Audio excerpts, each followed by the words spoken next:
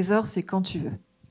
Au cœur de presque tout ce que l'on utilise aujourd'hui, il y a une technologie cachée, fondamentale mais souvent invisible. C'est un peu l'épine dorsale silencieuse de notre monde numérique.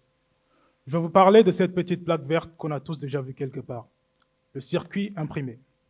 Sur ce circuit, il y a plein de petits composants. Parmi eux, les capteurs. Un capteur, c'est simple. Il détecte quelque chose dans l'environnement, comme la chaleur, la lumière ou les gaz, et le transforme en une information compréhensible par une machine.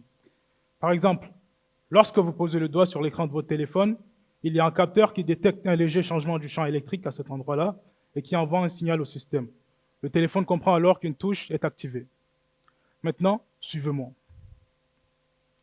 Nous sommes à l'intérieur d'un capteur. On y trouve des électrodes.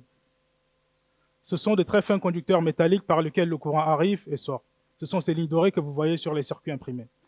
Aujourd'hui, ces fils sont fabriqués par des procédés longs et complexes. On superpose plusieurs étapes de dépôt, d'exposition et de gravure. Un peu comme écrire un texte uniquement avec des pochoirs, en découpant chaque lettre avant de peindre. C'est rigide, ça consomme beaucoup de matière et ce n'est pas adapté à toutes les surfaces.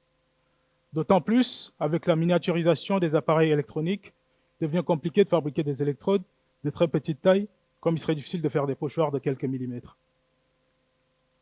Mon travail consiste à passer du pochoir au stylo. Plus précisément, je développe une approche appelée micro-électrodéposition locale, qui consiste à contrôler les réactions électrochimiques afin de déposer un matériau conducteur tel que le cuivre ou l'argent de façon très précise. Un peu comme une imprimante 3D ou un stylo très fin capable de déposer de la matière exactement là où on en a besoin, à l'échelle du micromètre. Pour y parvenir, il faut maîtriser à la fois l'encre, la feuille et le geste.